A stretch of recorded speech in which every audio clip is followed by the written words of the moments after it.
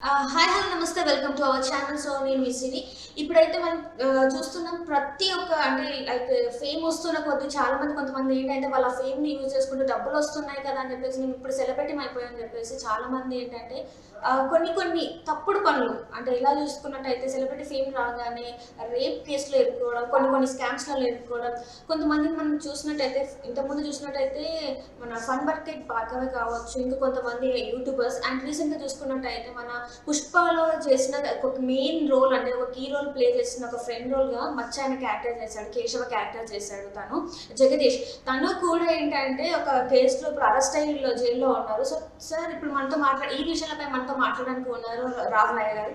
So, sir చెప్పండి అసలు ఏంటి? ఇప్పుడు చూసుకున్నట్టయితే వరుసగా యూట్యూబర్సే కావచ్చు, ఫిల్మ్ ఇండస్ట్రీకి సంబంధించిన వాళ్ళే కావచ్చు, ఇలాంటి కొన్ని పనులకి వాళ్ళు అలవాటని చెప్పాలా? లేకపోతే ఫేమ్ వచ్చింది కదా! మేమేదైనా చేయొచ్చని అనుకుంటున్నారా? ఎందుకు ఇలాంటివి జరుగుతున్నాయి? సి ఫిలిం ఇండస్ట్రీ అని నేను అననండి. ఎందుకంటే ఇండస్ట్రీ తల్లి మనకిచ్చిన అవి చాలా ఉన్నాయి. నేను కూడా ఇండస్ట్రీకి చెందిన వాడినే కాబట్టి. So as a cine critic, as a member of production council నాకు తెలిసింది చెప్తాను. యూట్యూబ్ అనేది ఒక సామాజిక మాధ్యమం, ఒక సోషల్ మీడియా. దీంట్లో వాళ్ళ టాలెంట్ తో, వాళ్ళ కంటే వాళ్ళు ఏదో వీడియోలు చేసుకొని పైకొచ్చి 4 డబ్బులు సంపాదించుకునేసరికి కొంతమందికే చెప్తున్నానండి, కొంతమందికి కళ్ళు నెత్తికెక్కి ప్రవర్తిస్తున్న పనుల వల్ల వాళ్ళ జీవితాలు భ్రష్టు పట్టిపోయాయి. దీని వల్ల వాళ్ళ జీవితమే కాదు, వాళ్ళ ఫ్యామిలీ జీవితము, అవతల ఉండే ఇంకో పర్సన్ జీవితం. ఈ పక్క అమ్మాయి అయినా పర్లేదు, ఆ పక్కన అబ్బాయి అయినా పర్లేదు, ఇద్దరిది 2 ఫ్యామిలీసే కదండి. ఫన్ బకెట్ భార్గవ్ దగ్గర నుంచి చూసుకుందాం. ఫన్ బకెట్ భార్గవ్ ఆయన అలా చేశాడు, ఆయనని పోలీసులు అరెస్ట్ చేశారు, వైజాగ్ సెంట్రల్ కారాగారంలో ఉన్నారు, బయటకు వచ్చాడు. అది చూసిన చాలా మందికి కూడా ఇంకా దాన్ని ఏమంటారు, కళ్ళు తెరుచుకోలేదు. ఇంకా వాడే ఏముంది, ఒక 1 మంత్ వెళ్ళాడు వచ్చేసాడు, మనం కూడా ఇట్లా అనుకుంటున్నారా? లేకపోతే పోలీసులు ఏమైనా పిచ్చోళ్ళ, లేకపోతే బయట అమ్మాయిలు ఏమైనా పిచ్చోళ్ళ? ఇవన్నీ ఎందుకు ఆలోచించట్లేదు ఒక మనిషి చేసేటప్పుడు? అది కొన్నిసార్లు తెలియక చేసేసామండి, అన్ఇంటెన్షనల్ అంటారు. ఒక ఆడపిల్ల అంటే ఒక ఆపోజిట్ జెండర్ తో మాట్లాడేటప్పుడు మనకు తెలుసు కదా ఏ ఇంటెన్షన్ తో మాట్లాడతాం. సింపుల్. ఆపోజిట్ జెండర్ మాట్లాడేటప్పుడు మనకు తెలుసు ఏ ఇంటెన్షన్ తో మాట్లాడుతున్నావా అనేది మనకు సెన్స్ ఉంటుంది. ఆ సెన్స్ ని అక్కడతో కట్ చేయాలి.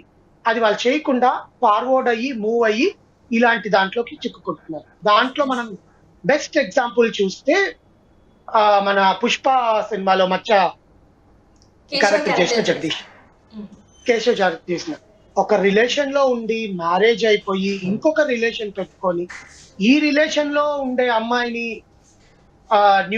న్యూడిటీ కంటెంట్ తో బెదిరించి ఆ అమ్మాయి చనిపోయేదాకా తీసుకొచ్చారంటే సూసైడ్ టెండెన్సీస్ నా పర్సనల్ లైఫ్ లోనే చూశానండి నేను. నా ఫ్రెండ్ ఒక అమ్మాయి సూసైడ్ చేసుకోవడం జనరల్లీ ఇట్స్ ఆడపిల్లలకి మైండ్ సెట్ చాలా సెన్సిటివ్ ఉంటుంది comparative to the guys. Okay, ఇలాంటి విషయాల్లో. సో ఇది మనం తీసుకున్నప్పుడు వాళ్ళకి తెలియట్లేదా మనం ఏం చేస్తున్నామా అనేది. అంటే కోపం ఉద్రేకంలో ఏమైనా చేసేస్తారా, ఏవైనా చేసేసి ఒక చావుకు కారణం అవుతారా అని మనం ఆలోచించాలి. దీన్ని బేస్ సార్ ఇక్కడ వీళ్ళు ఏం మాట్లాడుతున్నారంటే అవుట్ ఆఫ్ లవ్ మేము ఇలా చేస్తున్నాం, వాళ్ళ ఇష్టం కాబట్టి ఇలా చేస్తున్నాం అని చెప్పేసి ఒక స్టేట్మెంట్ అయితే పాస్ చేస్తున్నారు. ఇందులో అవుట్ ఆఫ్ లవ్ ఏంటి అనేది నాకు అర్థం కావట్లేదు. ఒకసారి అది చెప్పండి సార్. అవుట్ ఆఫ్ లవ్ లో ప్రేమ అవుట్ ఆఫ్ లవ్ అంటే ప్రేమకు మించితే ఏంటి చావా? సింపులే కదా. ఇప్పుడు అవుట్ ఆఫ్ లవ్ అంటే వాళ్ళకు యూజ్ చేసిన పదం అవుట్ ఆఫ్ లవ్ అంటే ప్రేమకు మించి, అంటే అతి ప్రేమ ఎప్పుడు విషమే. అది మనకు ఎప్పుడో తెలుసు. అతి ఏదైనా కొంచెం వరకే, ఎంతైనా అతి చేస్తే అది విషంగా మారుతుంది. సో ఆ చిన్న లాజిక్ ఎందుకు మాట్లాడట్లేదు? అవుట్ ఆఫ్ లవ్ అంటే నువ్వు ఎంత అతిగా ప్రేమిస్తే అది నీకు విషయమే. బికాస్ యు ఆర్ ఇది కదా. సెకండ్ థింగ్, ప్రేమ అనే పదం యూజ్ చేస్తున్నప్పుడు ప్రేమ కోసం అవతల వాళ్ళ తప్పుల్ని నువ్వు భరించి ముందుకెళ్ళాలి. అది నువ్వు ఎత్తి చూపి వాళ్ళకి ఇంకా నరకం చూపించు. ఇది ప్రేమ. యు ఆర్ లవింగ్ సమ్వన్, నువ్వు వాళ్ళ తప్పుల్ని కూడా నువ్వు భరించి మార్చగలిగితే మార్చు, లేదా భరించు.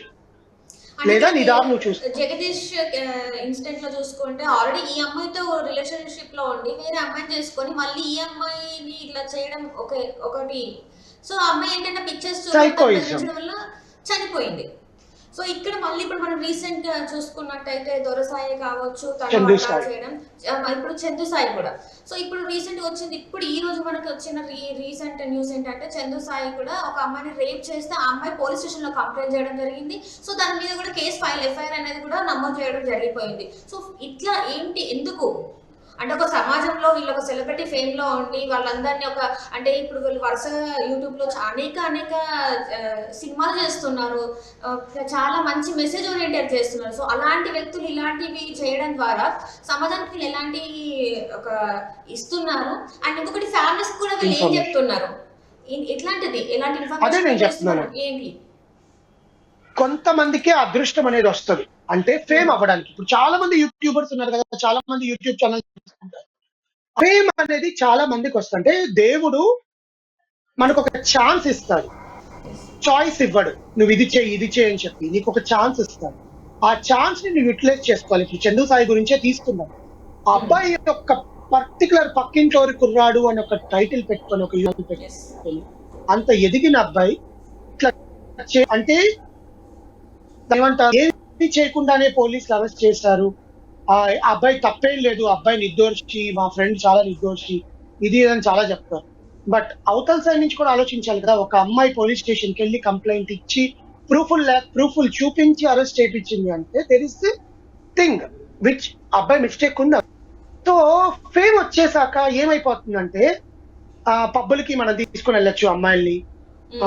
నేను యూట్యూబ్ లో కనిపిస్తున్నాను కదా, నాతో నువ్వు ఎక్కడికైనా రావచ్చు, నేను నా యూట్యూబ్ లో కూడా నీకు ఛాన్స్ ఇస్తానేమో, నువ్వు ఇంకా ఫేమ్ అవ్వచ్చు, లేకపోతే నేను నీ దాన్ని ప్రమోట్ చేస్తాను, నీ ఛానల్ ని నేను ప్రమోట్ చేసి సబ్స్క్రైబర్స్ ఎక్కువ వచ్చేలా చేస్తాను. ఇలాంటివన్నీ కూడా చెప్పే ఛాన్సెస్ ఎక్కువ ఉంటాయి. ఎక్కువ ఉన్నప్పుడు ఏమవుతుందంటే ఆడపిల్లలు అట్రాక్ట్ అయ్యే ఛాన్సెస్ ఉంటాయి. మనకు కూడా 4 డబ్బులు వస్తాయి. ఇప్పుడు వాడే నెలకి 1,50,000 2 లక్షలు సంపాదిస్తుంటే వస్తుంది, ఆ అబ్బాయితో కొలాబరేషన్ అంతవరకు దానికి శృతి మించి దాన్ని చేసుకొని ఆ అవతల పర్సన్ ని మనం యూజ్ చేసుకొని ఇంత దాకా తెచ్చుకోవడం వల్ల సమాజంలో నెగిటివిటీ వస్తుంది. First thing. సెకండ్ థింగ్, నీకు ఇప్పుడు ఏదో అయ్యింది, నువ్వు వెళ్తావు, బయటకు వస్తావు, నీకు శిక్ష పడుతుందా లేదా అని పక్కన పెడితే నిన్ను నమ్ముకున్న నీ ఫ్యామిలీ, నిన్నంటూ ఇష్టపడే కొంతమంది జనాలు ఉంటారు, వాళ్ళ పరిస్థితి ఏంటి? అరే మీ ఫ్రెండ్ ఇలా అంట కదరా, అరే మీ తమ్ముడు ఇలా అంట కదరా, మీ అన్ని ఇలా అంట కదరా అని చెప్పి మీ ఇంట్లో వాళ్ళు ఎవరైనా అంటే నీ పరిస్థితి ఏంటి? ప్రతి ఒక్కరు ఫ్రమ్ ఫన్ బాకెట్ భార్గవ్ దగ్గర నుంచి దొరా గాని, మన జగదీష్ గారు గాని, ఇప్పుడు చందు సాయి గాని, ఏదైనా కూడా వాళ్ళ నెగిటివిటీయే. సెకండ్ థింగ్ ఏంటంటే వీళ్ళకి మళ్ళీ ఏమైనా అంటే బయటకు వచ్చాక మళ్ళీ అంత పేరు సాధించుకోవడానికి ఎంత టైం కెరియర్ పడుతుంది? వైజ్ లో ఎలా ఉంటుంది అసలు? కెరియర్ అనేది ఉందా లేకపోతే ఇక్కడతోనే ఇంకా అది సమాప్తం అయిపోయిందా? అంటే వీళ్ళకి అంటే మళ్ళీ ఇంత ప్రోత్సాహం మళ్ళీ అయితే దక్కదని అనిపిస్తుంది, ఎందుకంటే వీళ్ళ మీద ఉన్న ఈ అభియోగాలు చూస్తున్నట్టయితే. సో ఇది ఎట్లా ఉంటుంది వీళ్ళది నెక్స్ట్? ఇప్పుడున్న సోషల్ మీడియాలో, ఇప్పుడున్న మన మీమ్స్ టెక్నాలజీలో, ఇప్పుడున్న మన ఇన్స్టాగ్రామ్, ట్విట్టర్ లో ఒక్కసారి ఒక చెడు బయటకు వచ్చింది ఒక మనిషి గురించి అంటే ఇంకొకసారి ఆ మనిషిని మళ్ళీ ఇష్టపడడానికి చాలా టైం పడుతుంది. అంటే వీడు తప్పు లేకుండా బయటకు వస్తే జనాలు నెత్తిని పెట్టుకుంటారు, తప్పు లేకుండా లోపలికి వెళ్ళాలంటారా, వాళ్ళు ఎవరో ఏదో చేశారంటారా, ఈ అబ్బాయి వీడియోస్ బాగానే ఉంటాయి, నిజంగానే ఈ అబ్బాయి తప్పు లేదు, మనం మళ్ళీ ఆ చేసిన తప్పుని కవర్ చేసేదానికి మనం ఇతను ఇంకా లేపుదాము, ఇతనికి ఇంకా సపోర్ట్ ఇస్తామనుకునే జనాలు ఉంటారు. లేదు వీడు తప్పు చేశాడు అని తెలిస్తే, ఇప్పుడు ఎగ్జాంపుల్ భార్గవ్ని తీసుకుందాం. అబ్బాయి బయటకు వచ్చాక మళ్ళీ వీడియోస్ చేయడం స్టార్ట్ చేశాడు, మళ్ళీ హైదరాబాద్కి వచ్చి అబ్బాయి బతకగలుగుతున్నాడా, పూర్వ వైభవంతో పాటు సెలబ్రిటీ స్టేటస్ లో ఉన్నాడా? ఎంత టైం పడుతుంది అబ్బాయి రావడానికి మళ్ళీ ఇంకా కదా? మొన్న సాయి తేజ చూసుకున్నా కూడా that depends upon the fate అండి. ఒక్కసారి మచ్చ మన ఇండస్ట్రీలో పడింది అంటే అది దాన్ని ఏమంటారు, కలంకం అంటారు కదా, అలాంటిది తుడుచుకోవడానికి చాలా టైం పడుతుంది. ప్లస్ దీని వల్ల సమాజానికి మీరు ఎటువంటిది ఇస్తున్నారు? రాహుల్ గారు, ఇక్కడ ఏంటంటే ఇక్కడ వీళ్ళు చేసేసి జైలుకి వెళ్ళేసి మళ్ళీ బెయిల్ మీద బయటికి రావడం ఇదంతా చూస్తున్నట్టయితే ఎవరైనా ఇలా చేయొచ్చు, అంటే వాళ్ళే చేశారు కదా మనం కూడా ఇలా చేయొచ్చు అని చెప్పేసి వీళ్ళు ఏమైనా అనుకునే ఏమంటారు ఆస్కారం ఉందా? బయట ఉన్న జనాలు కూడా ఆబ్వియస్ గా ఉంటుందండి. ఎందుకంటే ఇప్పుడు అందరికీ ఉంటదని లేదు. దాంట్లో కొంత నెగిటివిటీ అనే దానికి ఎక్కువ అట్రాక్ట్ అయిపోతాం మనం ఈజీగా. పాజిటివిటీ కన్నా నెగిటివ్ ఇంపాక్ట్ కి మనం ఎక్కువ అట్రాక్ట్ అవుతాం. ఆ Yes. నెగిటివ్ ఇంపాక్ట్ కి అట్రాక్ట్ అయ్యే జనాలు చాలా మంది ఉంటారు. ఇప్పుడు వీడు ఇలా చేశాడంట్రా, వీడి మీద కేసు అయిందంట్రా అనుకునేవాడు నేను కూడా చేయొచ్చు. సెలబ్రిటీయే చేస్తున్నాడు, నేను ఎందుకు చేయకూడదు ఉమ్. అనుకునే వాళ్ళు బయటికి ఉంటారు కదా. బయటికి కూడా ఈజీగా పిల్లలు రాస్తున్నాం 18 కదా అంటున్నారు. ఆబ్వియస్ గా 19-20 ఇయర్స్ వాళ్ళకి వీడు ఈజీగా చేసేస్తాడు, ఒక రోజులు నాయి కాదనుకుంటే నాకు సుఖం అనేది వస్తుంది. పేరుదే ఉందిలే, మళ్ళీ సంపాదించుకోవచ్చు, మళ్ళీ మనకి యూట్యూబ్ ఛానల్ ఉన్నాయి, మన సబ్స్క్రైబర్లు ఉన్నాయి, మనకి ఉన్నాయి. ఇవన్నీ చాలా ఇంపాక్ట్ అవుతుందండి. నేను అందుకే మళ్ళీ చెప్తున్నాను, వాళ్ళ పర్సనల్ లైఫ్ ని మీ పర్సనల్ లైఫ్ లోకి తీసుకొస్తే మీ పర్సనల్ లైఫ్ కూడా అలాగే అవుతుంది.